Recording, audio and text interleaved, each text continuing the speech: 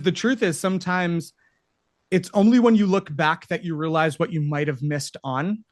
And so if we operate, like if we could get into a time machine, go into the future, and then look back and say, like, what is it that I could possibly regret by not doing in the time that I had to do it? Mm. And so if you could map those things out, why not start now? So the life you want to live in 5, 10, in a year from now, you're only able to do that if you begin to take the steps now. And so a lot of times we're frustrated because of where we are, but where you are right now is a direct result of the decisions you've made yesterday. So if you want a new tomorrow, you got to make different decisions today. Thank you so much for checking out the show today. Look, I want you to stay connected with everything this guest has to offer. So make sure that you sign up for my weekly newsletter. I'm not here to spam you.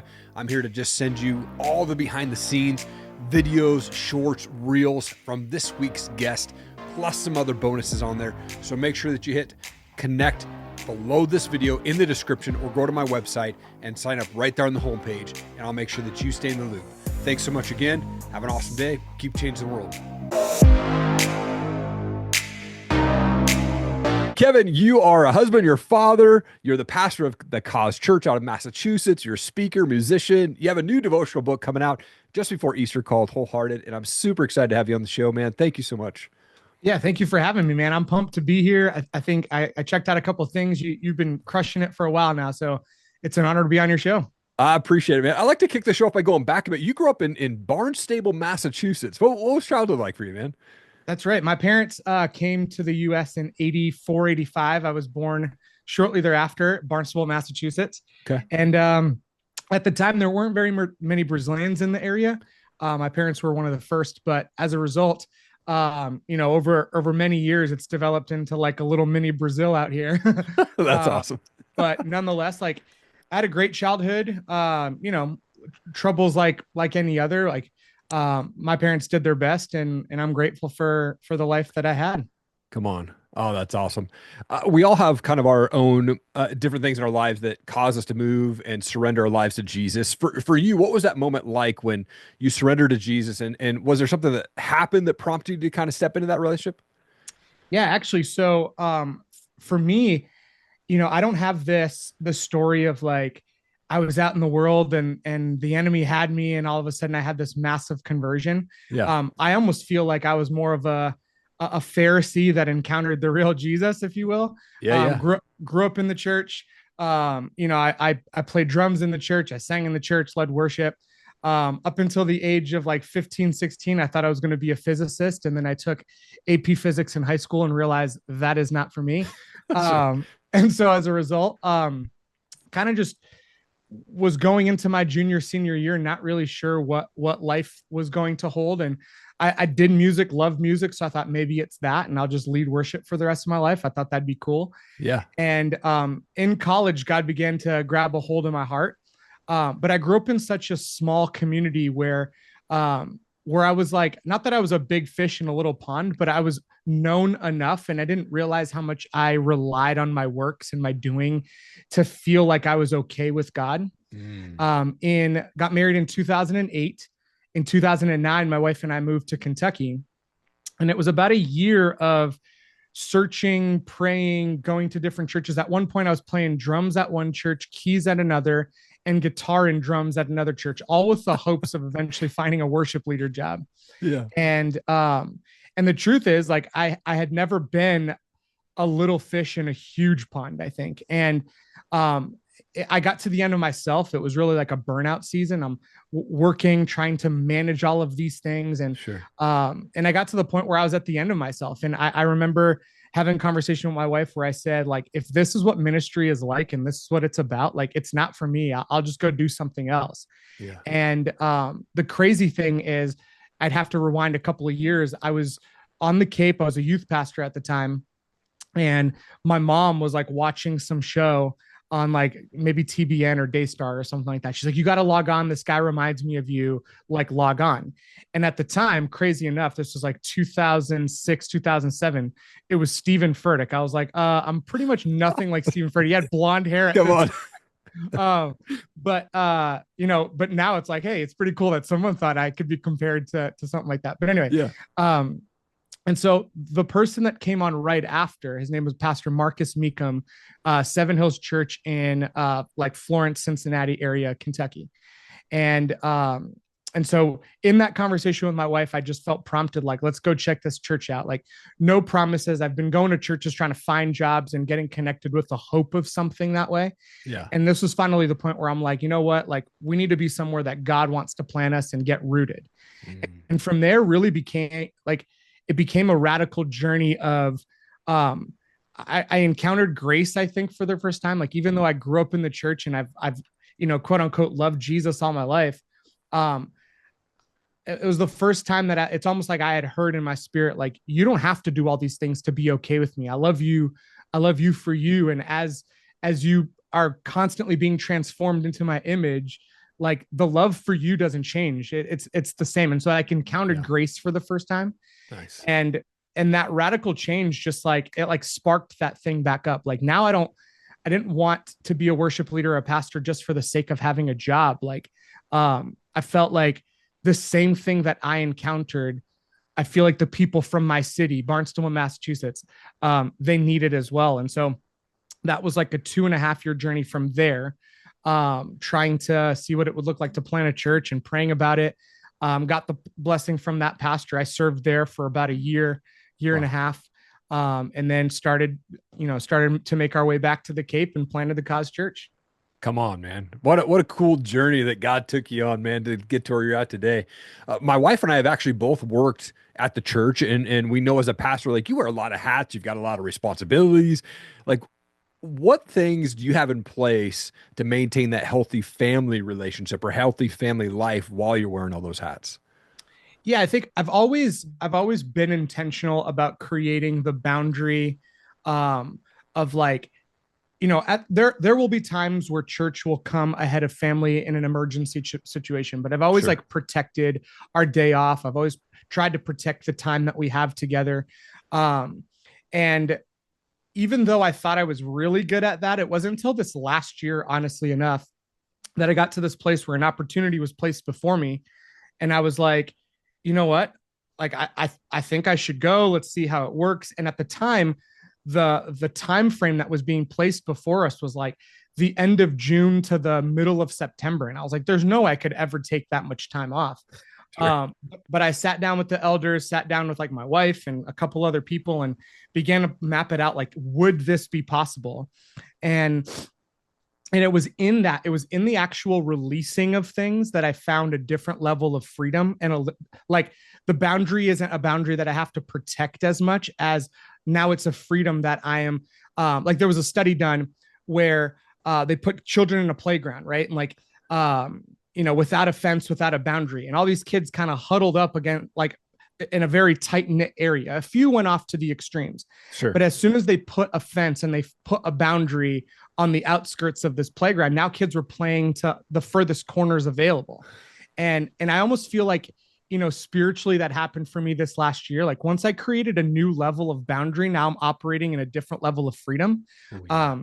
And so it meant, like, releasing a particular service to a couple, and they're crushing it. And, and just having more people step up. I think it was JD Greer wrote a book, like Gaining by Losing. Like, if you remove the need for something of that, it's not always that a vacuum is created. It's like people will step up and do what's necessary. And it's been this last year that I've really began to walk that out differently, I think. Come on. Man, it's so good, dude. I love this conversation, man. It's already impacted a ton of people, man. I want to get into your devotional book. You got Okay. this thing coming out right before Easter. It's called Wholehearted. I love reading devotionals. I'm reading My Utmost for His Highest. Oh, that's a great one. Yeah. It's been sitting on my shelf forever. I'm like, man, I got to read that thing. So, what's the message that you hope readers are going to get out of this book? I think it's a great, it's going to be a devotional that's great for somebody who's been following Jesus for 30 years. And I hope to bring insight that way. But it's also one that, if you've never read anything, if you've never picked up a Bible or walked into a church, I think the concepts in there are going to be enough for you to pick up and be like, hey, this is pragmatic. This is practical. Like, if I apply this to my life, like, it's going to change the way I live. Yeah. It was about The end of 2023, and I felt like, I just felt this prompting, like, hey, you got to start going online more, like start this process. And I tend to, I tend to be very polished with the things that I put out. And so, even though I'm extroverted, I'm an extrovert. I think what happens is like, if it's not polished, I'm really uncomfortable with somebody not seeing the product the way I want it to be, kind of thing. Yeah. And so this prompting to like go online was really uncomfortable for me, because to be as polished as I want, I would need this massive team, and I need all kinds of editors and all this kind of stuff. Um, and what's been great about it is it's shed a couple things off of me. It's shed this, fear of what people think, like the need for approval. But anyway, coming back to the book, in this prompting to go online, I started doing daily devotionals, Monday through Friday. It's about, it was about a minute just to fit within the shorts on YouTube's, within its parameters. Yeah. And every once in a while, I started putting it on Instagram, and then I felt like, now it's starting to be saturated with just daily devos on my Instagram. So I pulled back from there, kept doing that on Instagram, on YouTube, and it's been growing.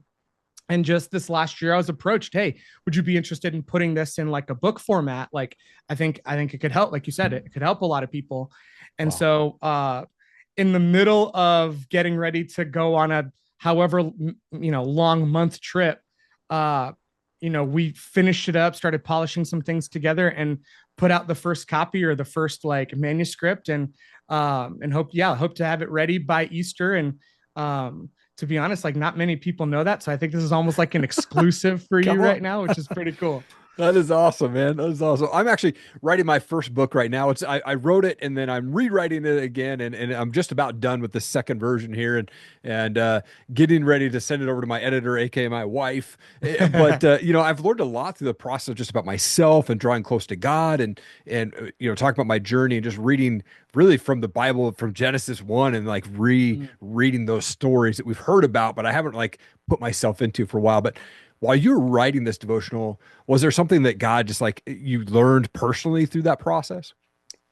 Yeah, I think if anything, it's fortified, it's reinforced like my life message, or this reoccurring theme throughout my life, if you will. Yeah. If I were to pick out like one verse in the Bible that sums up a lot of my journey, it'd be Galatians 6:9. Like, do not grow weary in doing good, for at the right time you will reap a harvest if you do not give up.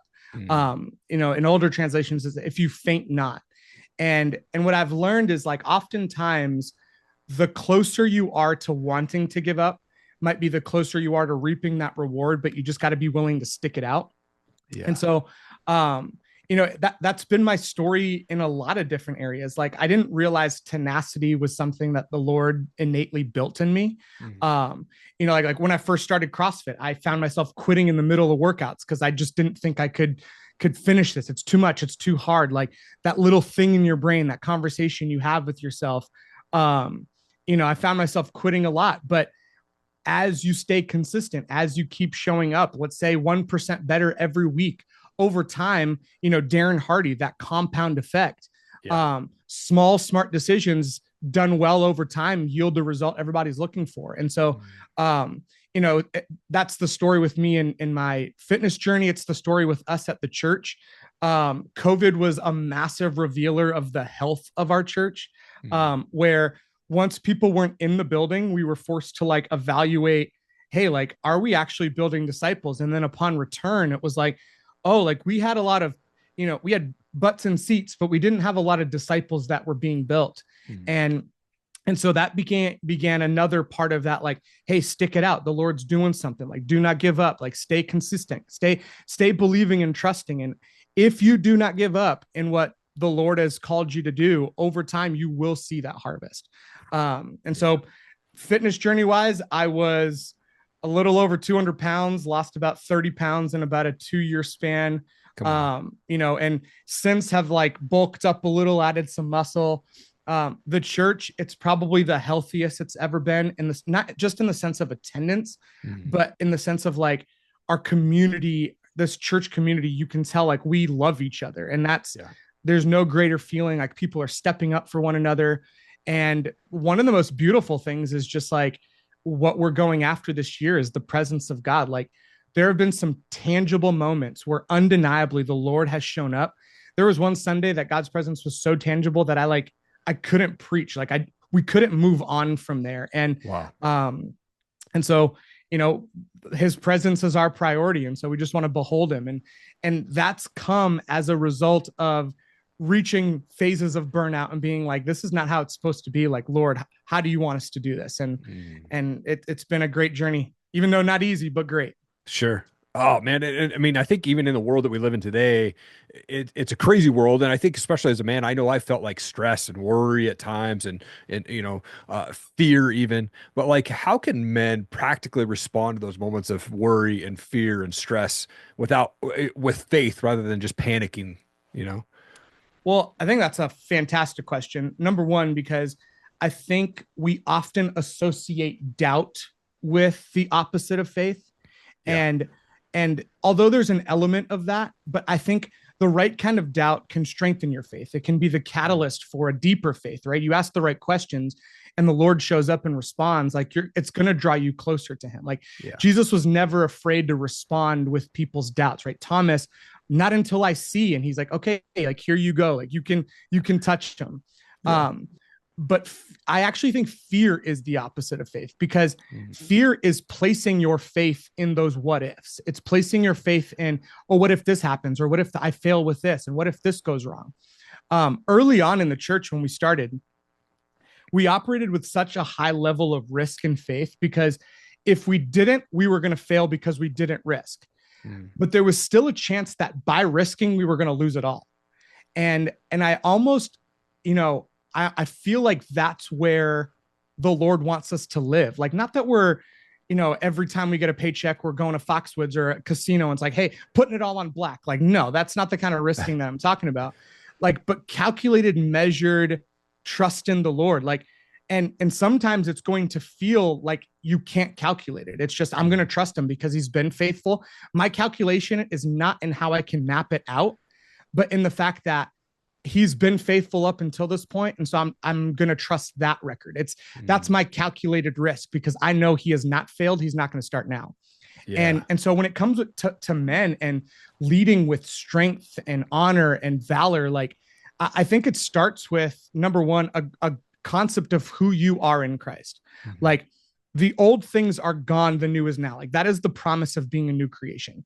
And so when you operate from this place of, I am not who I want to be. I am who I need to be in Christ.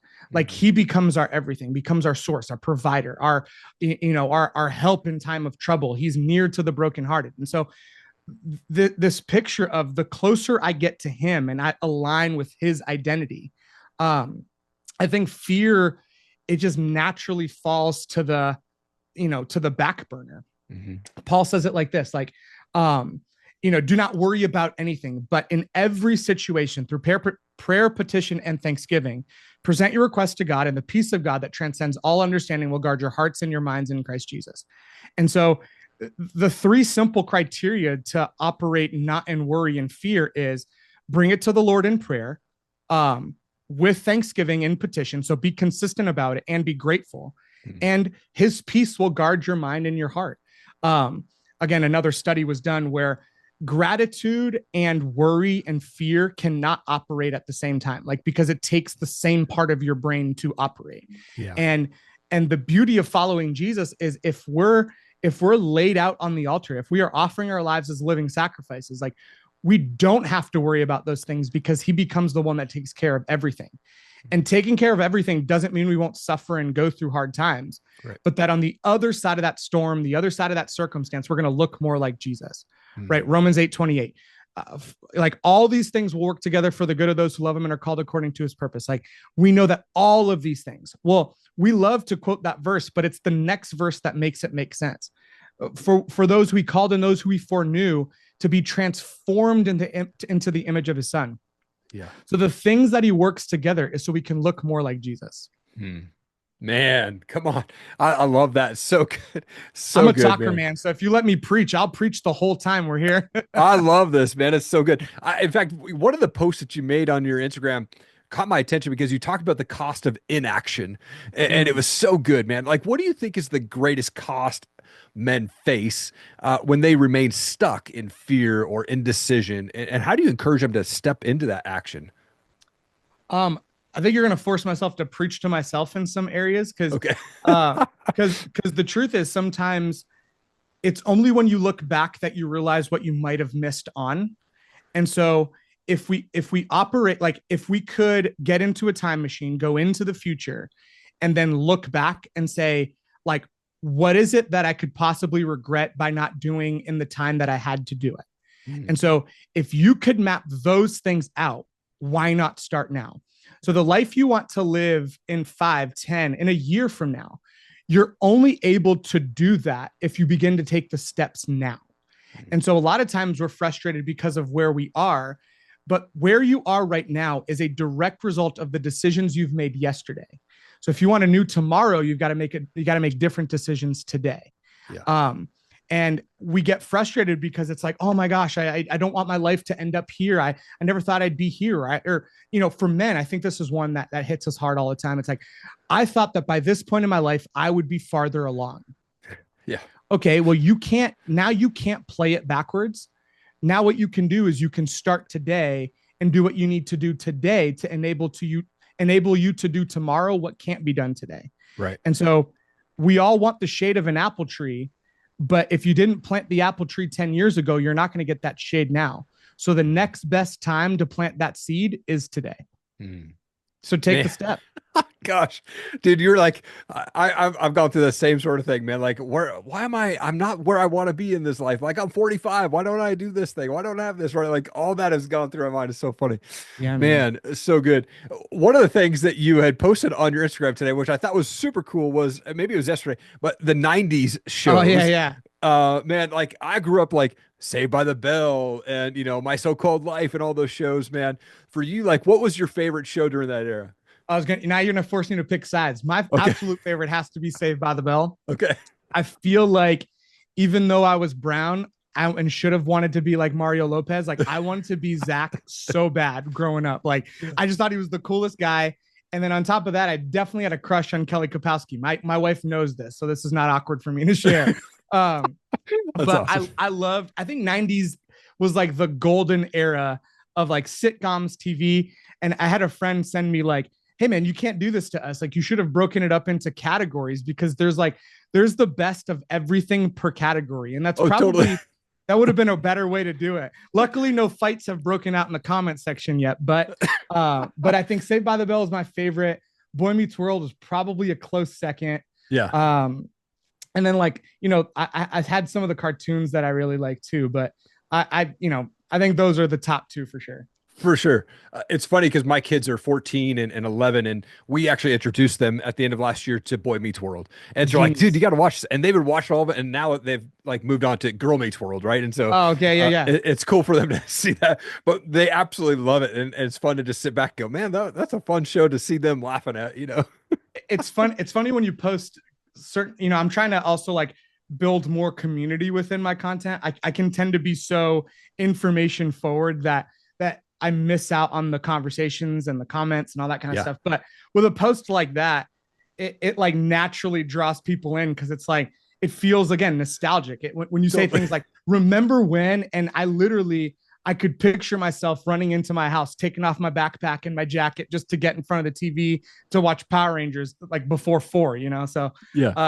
It was a fun one to post. Oh man, and I'm a big music guy, so I love to listen to like all kinds of music. But grew up kind of being a metalhead for a long time. But Okay. do you have a favorite band or type of music that you like to listen to? Ooh, see, that's another one. I think it's got to probably be done by category, but Yeah. um, I like it. It depends. Like if I'm running and working out, I'm kind of weird. I like EDM dance music. Yep. I like some Brazilian funk too when I like run because I think the rhythm just keeps me at that like 8 minute, seven and a Come half on. minute pace kind of thing. Yeah. I love Coldplay. I think they're like one of the best bands. A little like not so known, high level musicianship they're called Dirty Loops. Okay. So they started by doing like remixes to old songs, but doing them like very high level with riffs and runs and stuff. Like Oh, they're nice. fantastic. I think they're based out of Amsterdam. Um, but I think Coldplay is probably number one Yeah. band wise. Oh, so good, man. I would say like Hillsong United and Hillsong, but I might get in trouble with a certain crowd. So Okay. I love them too. I love them too. For sure. So good.